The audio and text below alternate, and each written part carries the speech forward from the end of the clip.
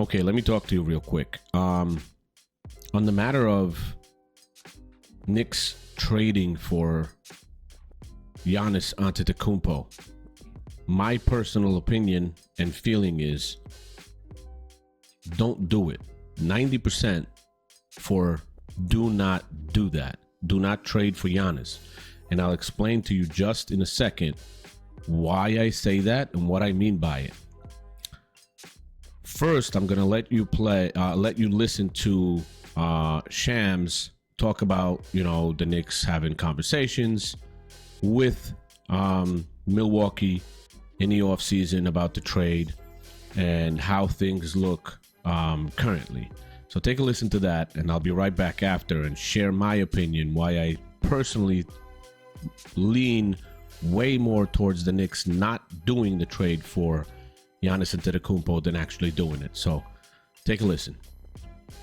Let's get into the details here. Just how serious were these talks between the New York Knicks and Milwaukee Bucks? Malika, they were serious simply for the facts that sources told me that the New York Knicks emerged as the team in August that Giannis Antetokounmpo wanted to play for if he were to be traded outside of Milwaukee, if these two sides could reach agreement on a deal. And so the Bucks also picked up that phone call that the Knicks made. And I was told essentially from one source that this was an exclusive negotiating window that the Knicks had over multiple weeks in August. Leon Rose, the Knicks president, called John Horst, the Bucks general manager. These sides had multiple conversations.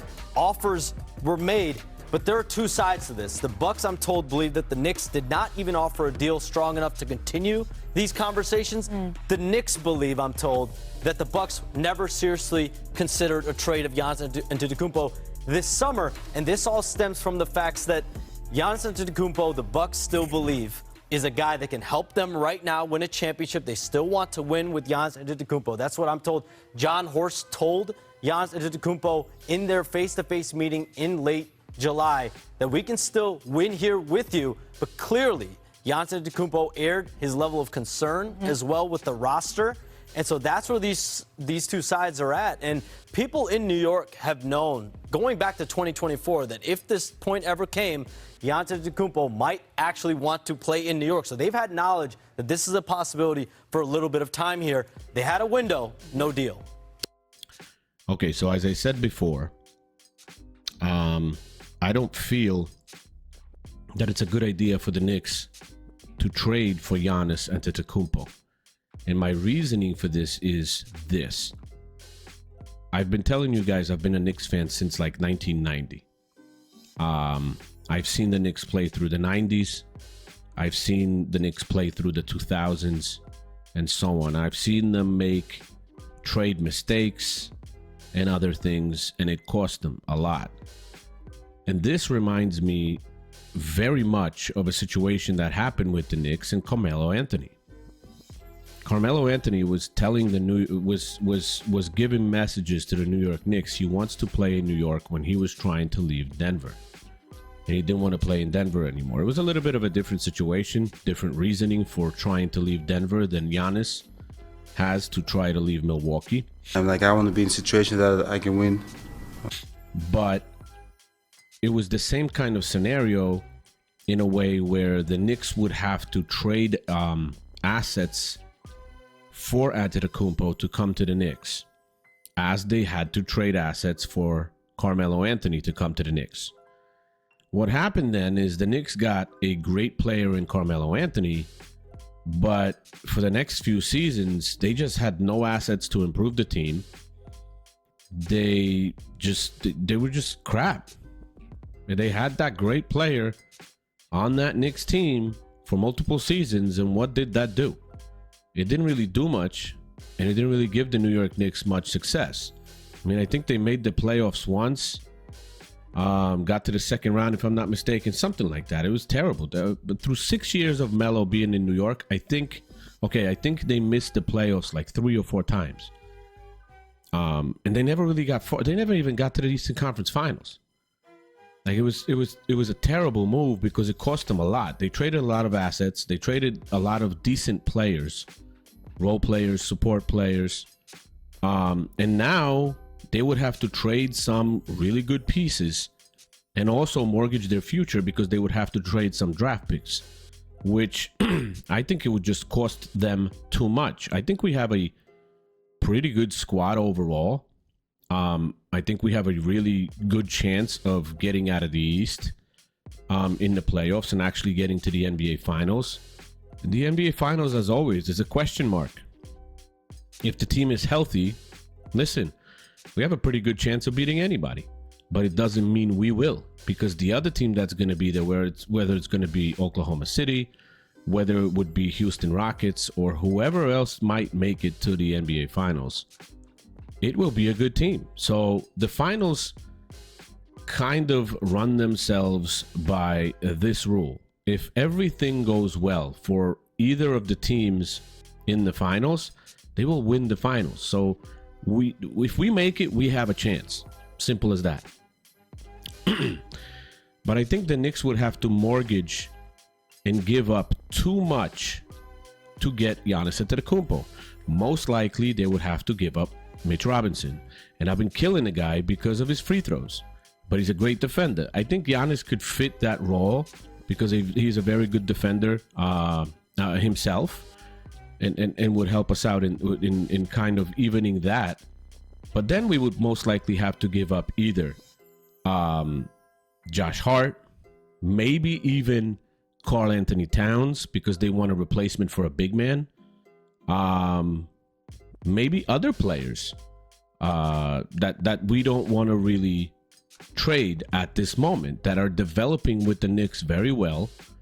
And we just, like, we have a roster that has good chemistry right now, that seems to enjoy playing together, playing for each other. They look pretty good with this new coach, Mike Brown, and stuff like that. So I don't think it would be a good idea to trade any multiple assets to get us Giannis at 30 years old. If for any reason, if by any chance we could keep Jalen Brunson, which is untouchable, I'm just saying his name, Jalen Brunson, if we could keep Cat, okay, if we could keep, I mean, Josh Hart, we could let go, couple of picks we could let go. You see, I'd like to definitely keep Anunoby. I love Anunoby. I think he's developing very well in New York. Bridges I'd like to keep. Good defensive wing. Who else? Yabusele I would like to keep here. We got Jordan Clarkson, who would be a spark from the bench. I think Josh Hart is expandable right now with the support that we got in Yabusele, Jordan Clarkson, and Brogdon, if it works out with him. So I think Josh Hart could be a player that could be included in that trade, and I wouldn't have too much of an issue. But Anunoby, Bridges, Cat, and Jalen Brunson would pretty much have to be untouchable for the New York Knicks. For me to approve anything even close, for them to trade for Antetokounmpo. And then remember, we're still giving up draft picks because they're going to want draft picks in this deal. So we're mortgaging our future anyway. But if we could keep the core of Anunoby, Jalen Brunson, Cat, and then add the Antetokounmpo to that, I mean, who's stopping that team? Who's stopping the Knicks? I don't see a team stopping the New York Knicks. Antetokounmpo closer to the basket. You got Cat roaming the three-point line, rebounding, shooting like crazy. Jalen Brunson adding to that. Anunoby and Bridges defense and scoring as well, because they're capable. Like, that would be an insanely strong team.